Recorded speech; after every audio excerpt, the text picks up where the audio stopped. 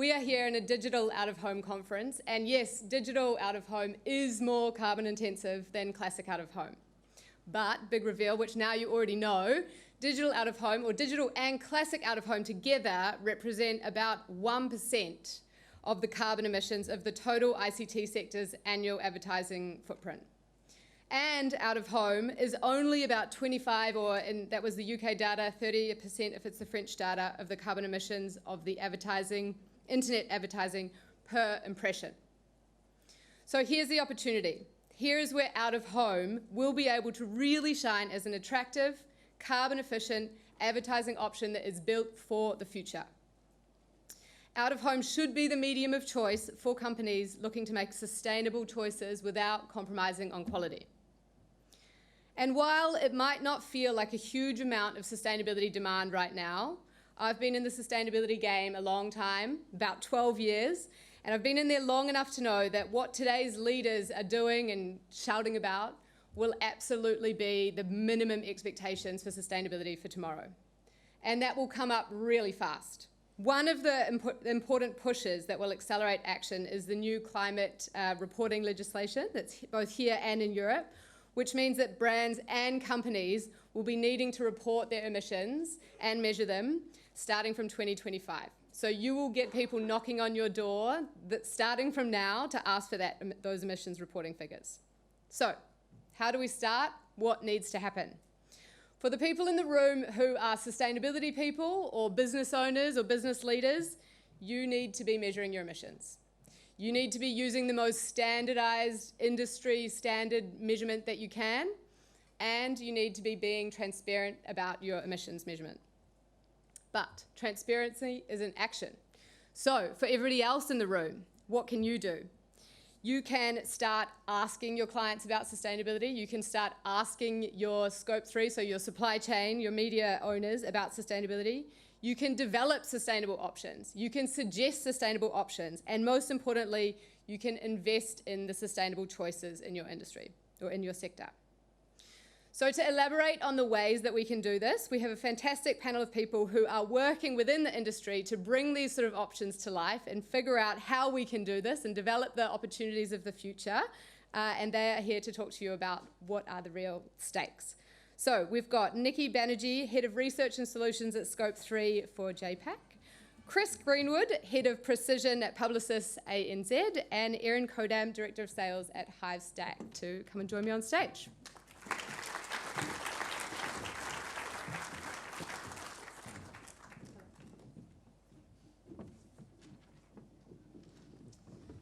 So, hello everyone, and thank you for joining us to talk about sustainability. So first off, I wanted to for each of you to give a quick introduction to your role and how it contributes to sustainability. And then just to get the ball moving, tell us one thing that you think the media and marketing industry need to know, understand or improve related to sustainability. So Chris, let's start with you. Sure. Hi everybody. So yeah, Precision is the self-serve, programmatic and transparent arm of Publicis Groupe. So as part of our remit, we've taken on board 2 major group projects this year. The first one is third-party cookie deprecation, and the second one is sustainability. Now, Precision doesn't span every client in the group traditionally, but because carbon emissions is predominantly the predominant cause for that in the digital ecosystem is programmatic, and we're a programmatic team, we thought we'd take that on. And similarly, obviously, cookie deprecation as well. So I think for us, we're committed globally from a targeting perspective. We want to reduce our emissions by 50% by 2030. We're fully on board with AdNet Zero, the Paris Accords, all the things we're on board with. But I think the most important thing for us at the moment is awareness and education. It's really not that difficult to make meaningful change in this space. Some industries it's going to be easier than others, but for everyone in the room today, it's eminently achievable. It's just going to require a little bit of focus.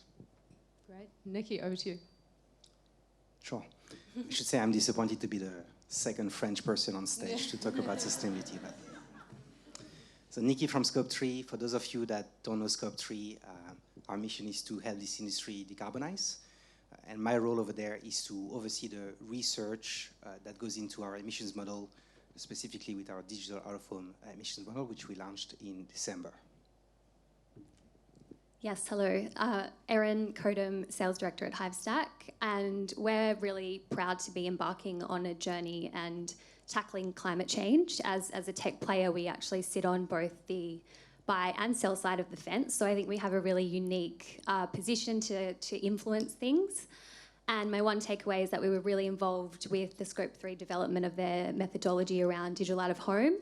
And, you know, we're really excited about that partnership. We want to kind of take that data and use our tech to kind of inform our partners, inform our advertising partners and our supply partners in how they can, I guess, use that data and make more informed choices around their advertising moving forward. Great, thank you for the introductions. So I want to start with the elephant in the room that we already discussed a little bit. Even though you know that out of home is much more efficient than some of the other channels, we still have an unstoppable desire for the growth of digital as an industry. And we do know that this will incur higher carbon emissions. However, there are huge benefits to the growth of digital. So I just want to ask Erin, we'll kick back off with you and Hivestack right at the centre of this. How does Hivestack sit with that tension and what do you do about it? Yeah, for sure. Love a juicy little question to kick off. So I guess for us, like, all businesses are currently on a sustainability path and trying to tackle it. And I think we accept that there is tension that comes with being in the tech space. But again, we want to use the tech. We want to be informed. We want to be collaborative. We want to take the data and work more with partners like Scope 3 so that our partners can start to make more conscious decisions. And I guess something else that's important to point out is that tech and programmatic digital out of home can actually be, there are already good things that we can do. There's already choices that we can make around, you know, greener inventory partners, the efficiencies that come with trading programmatically, less wastage. You know, there's a lot we're doing in the space around curation and deals and being able to assess the impact of those deals. So there's a lot happening. And, you know, we are seeing more campaigns and some really great work come out of markets like the UK. An example that comes to mind for an energy provider in the UK, OVO Energy, actually ran their media campaign at times based on the power grid at times where most of the resources or the energy resources were renewable. And, you know, they still maintained, you know, their KPIs, the performance of the campaign was really, really strong. And I think the shift towards trading in that way actually powered like something like 252 homes for a year. So I think sharing these campaigns, educating, and continuing to, you know, it's not a performance way up sort of thing. I think that will really break down the tension and drive engagement. Sorry, that was a really long answer. No, it's great. And the OVO case study is fantastic and a really good display of both the taking sustainable options, but also that dynamic element, JC, that you were talking about, and being able to use programmatic for some of those extra benefits. Chris, what about Precision? How is Publicis and Precision taking this tension into account? Tools, mostly tools. We've built some custom tools. Alice is one. Like we're focusing on Scope 1, 2, and 3 emissions. So we're trying to encourage our teams. You know, we have agencies all across the world in different disciplines. So for our creative agencies, for example, you know, what's the impact of having a shoot in a certain location? How many more emissions are you going to create by going to destination A versus B? Which gear should they be using? How many people should they be employing? All those factors, you know, it's not just about the Scope 3 emissions, it's also about everything else that goes into the campaign. So we're trying to have a really holistic focus on that. I think secondly, we are, my team, we're working really closely with all of the agency planners and buyers and getting them to send us their media plans so we can then look to redraw them with suggestions of how they might be able to achieve exactly the same outcome for the same price, with the same performance, but with a more sustainable lens. So how can you reduce emissions without compromising performance? And it's eminently achievable, and we're seeing really good uptake from that from people within the group. And then just education and making people understand, clients and brands and our agency brands, that they can affect meaningful change by making these relatively simple adjustments. Yes, taking out your recycling is wonderful at the end of the day, but as we saw earlier, you know, 1 million ad impressions creates a metric carbon ton of emissions. That's equivalent to a family flying from England to Perth and back. That's just 1 million impressions. So we can do an awful lot with not very much and very quickly. Yeah, thank you. And so it's great to hear about the tools inside Publicis and the case studies. Niki, over at Scope 3, you're trying to decipher this world for the industry. Can you talk to us about what some of the factors are that go into the emissions for out-of-home campaigns, and how what are some of the points that people can think about to try and start making more sustainable choices? Sure. So let me start by giving you some ballpark figures from the early versions of our model. What we have found during the research was that about 75% of the emissions from screens come from the energy they use.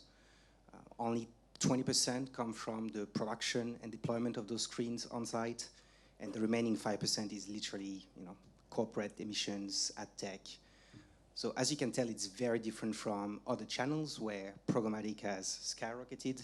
In out-of-home, it's not quite the case, which I think is great. In terms of advice or suggestions I can give to different industry participants, I'll start with media owners. I think it's all about taking back control of your energy consumption. You know, getting meters on screens to understand exactly how much energy is being used. It's about, you know, negotiating contracts directly with your energy providers to be in control, and then start really optimizing things. You know, whether it's brightness settings, turning off screens at night when there's no one around the screens, and just measuring and seeing the impact of that. I think on the buy side, for the agencies and brands in the room, it's all about, you know, keeping a close look at this, and then starting to reward the companies that are taking those actions. That would be my main takeaway. Thank you. And if we move on to the future, so we're really building for the future here. What are some of the opportunities that you're seeing, and alongside that, some of the risks that we have to watch out for? Chris, do you want to kick us off with that? Yep, sure. Well, let's start with the negatives. Get it out of the way. Risks. Well, I guess the risks come from the opportunities as well. So, you know, as more out-of-home providers put more inventory into the ecosystem, that will give buyers, clients more opportunity to target. There'll be more choice. And when we ask computers to make decisions, that creates emissions. So the more decisions we have to make, the more emissions we put out. So that's eminently a risk. The more inventory there is in the marketplace, the more money there is to be made. So more intermediaries will try and surface. You know, before we know it, I don't know, we'll have random contextual partners saying, "Oh, we can do something in this space if we just slice ourselves in here and add an extra few cents on the CPM," and all of a sudden, you know, the whole market's out of control. So I think, you know, let's keep it to this group in this room. Don't let anyone else in. And then that will definitely help. And then I think on the opportunities, you know, it's already such a well-balanced, sustainable model. So just don't break it. You know, just be focused on keeping it the way it is from a sustainability perspective and making small improvements. Like, we don't really care if the paper it's printed on on the billboard is made out of recycled paper. We don't care if the energy used to power the outdoor site is more sustainable. It's not going to make any difference to the campaign whatsoever. So just do that, and you know that creates a huge opportunity. And I think for us, like, just broadly speaking, a focus on sustainability is we're seeing it as an amazing tool to keep staff engaged, for retention, for focus on like, people want to work for companies that share their values more and more. And so for a company having a focus on sustainability, just as part of their broader ESG play, it gives people another reason to stay at a company, to join a company, and we all know the costs associated with hiring and upskilling and so on. So, yeah, there are lots of great reasons to focus on it. Erin, what are you seeing from the Hivestack point of view? Yeah, I think Chris really hit all of my points, really. I think, you know, at the moment, the risk is that when more demand comes into programmatic out-of-home, like we're still sort of in a growth phase, but with demand will come, more kind of players in the ecosystem. And right now for programmatic out-of-home, it's not as complex as on the other channels. So that's why it is, you know, more efficient in a lot of ways. So I think we all have a responsibility in this room to make sure that it doesn't follow what's happened in other channels. So that's on us, all of us. Yeah, thank you. And Niki, what do you think? I think JCDecaux stole my thunder as well. Yeah. I think sustainability is a huge opportunity for the people in this room because of the one-to-many nature of this channel. You know, to do a little comparison here, if you think about a motorcycle that I might take from Bondi to here versus a bus that carries 20 people, of course the bus is gonna use a lot more fuel, but at the end of the day, the bus is a much more sustainable option because there's 20 people that are being carried. In out-of-home, it's exactly the same thing. Think about that billboard just before the Taylor Swift concert, 2 hours before that. There was probably 1,000 to 5,000 people seeing that one ad for 15 seconds. I can tell you that I would have paid a lot of money for that buy because it's a very sustainable buy. Absolutely. So on to how we work and the sustainability and what we're sort of seeing at the moment in our engagements. Maybe Erin, we'll start with you. How has your engagement with stakeholders and clients been? What have you seen from the market as demands and requests? Yeah, so I think people are paying a lot more attention. Certainly, you know, in RFIs that we respond to as a platform and as a tech partner, sustainability is, you know, always, well, it's a huge consideration, and we've got to kind of provide our credentials around that.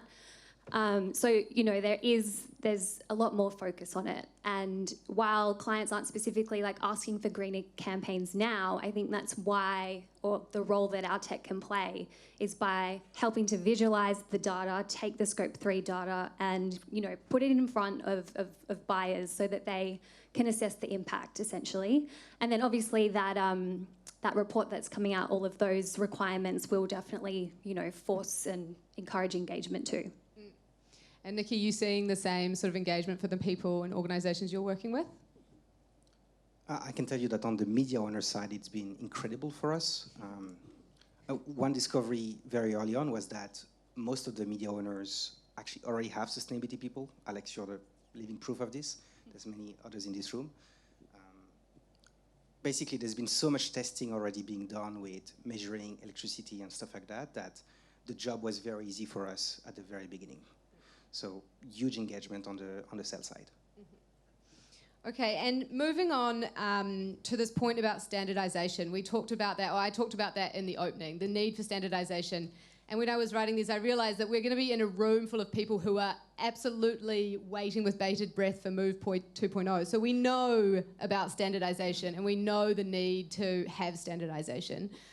In sustainability on media emissions or carbon emissions in general, standardization is key. Niki, can you talk to us a bit about ways that companies in the room can understand what are the way, like how to measure in a standardized way, or what are the frameworks to look at? Right. I think I'll start by saying that we felt like we shouldn't wait for standardization. Like that has been our, motto from day one, because the planet's literally burning. So we needed to do something fast. On the brighter side of things, I think standardization is coming. Some of you might have heard of the work done by GARM, which is part of the World Federation of Advertisers. They're actually planning to release a very first version of emission measurement framework in Cannes this year, which is literally 6 months after starting their standardization work. I think it's going to be amazing to have this framework in place, because there's going to be, instead of 4 hours long meetings about what should Scope 3 measure in terms of emission boundaries, it's going to be a 5 minutes question, do you support this framework? Yes, you do. Let's move on. So I think it's going to make conversations a lot easier for all of us in this room. And I think, it's just going to bring trust, quite frankly. If you think about, for those that have been in programmatic for a long time, the days of viewability not having a standard in the first place, I think we're no longer questioning how an ad should be measured in terms of viewability, and that's amazing. Now we just measure and we just take action based on that. I think that's what's coming. I think you're right, and just to add a point on that I really like your point about not waiting until standardization comes. This is where I usually say that we need transparency. So before we have standardization, if we have transparency, then we can really understand that comparability, which is what we're trying to get with sustainability. Okay, so moving on, I think we are almost at time. So I wanted to, while we have a room full of marketing and advertising people in the here today, I wanted to highlight how much of a communications issue sustainability is. It is absolutely a function that is on influence. So as some marketing, sustainability, or marketing professionals on the panel today, what's your one takeaway to influence this room here on sustainability? We can kick off with Erin. Yeah, I would say that we all could and should do more in the space, and there's information out there and there are options already. So if you want to make those choices, it's not that hard. Perfect. And Niki? I think my one key message is that green business can be good business. I'm glad that JC put as one of the opportunity for this channel sustainability. I hope that the IAB next year in their survey will include a question around that. I think that's my key takeaway. Like, start now and you should see dollars coming because you're making the right decisions. And Chris, wrap us up. Sure. Well, look, on the programmatic display side, we're constantly trying to justify how performance and cost won't be impacted by sustainability, and clients are always asking us to justify that. You guys don't have to do that. You don't need clients' permission to make these changes.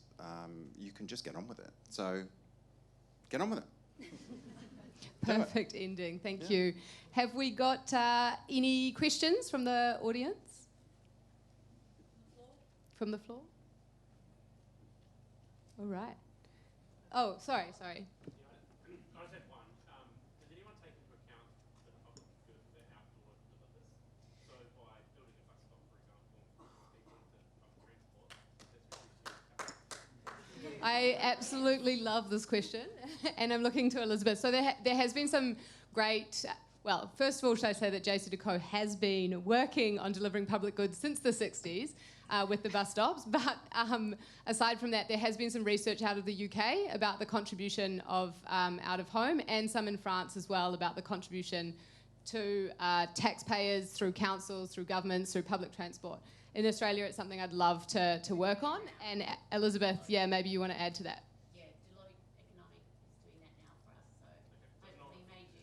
that's not reflected in the numbers today. The one that Elizabeth's referring to will be Australia, and the previous figures have been France, UK, from other countries. So we'll look at a specific for Australia.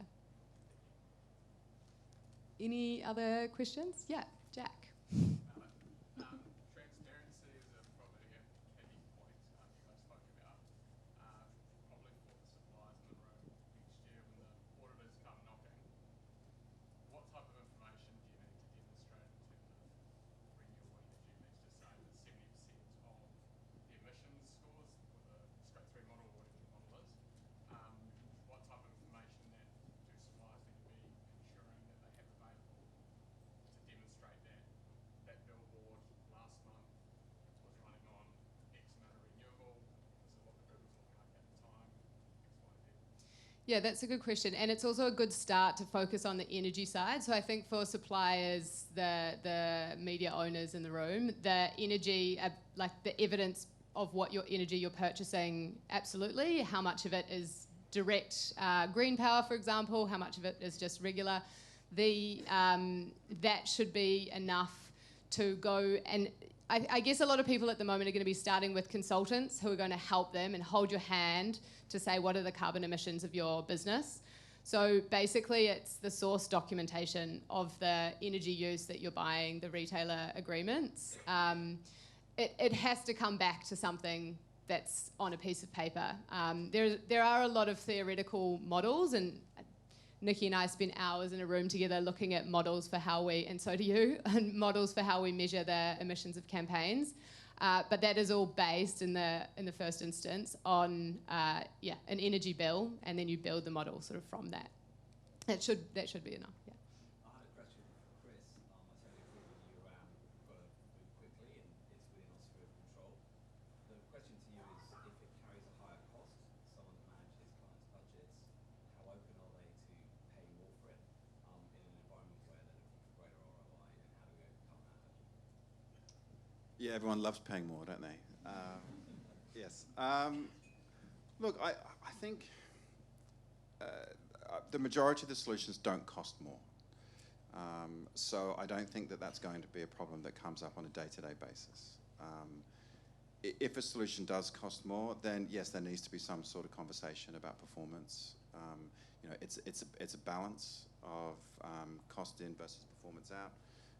You will find clients that are prepared, who have more of a social conscience, who are prepared to wear a little bit of an increase, but you can test that patience only so far. So I think there's a job there to be done between the two of us to manage that, that flow of communication, and B, managing that cost and structuring the deal in such a way that perhaps that cost is managed in a slightly different way. Any other questions? Okay, great. Thank you very much.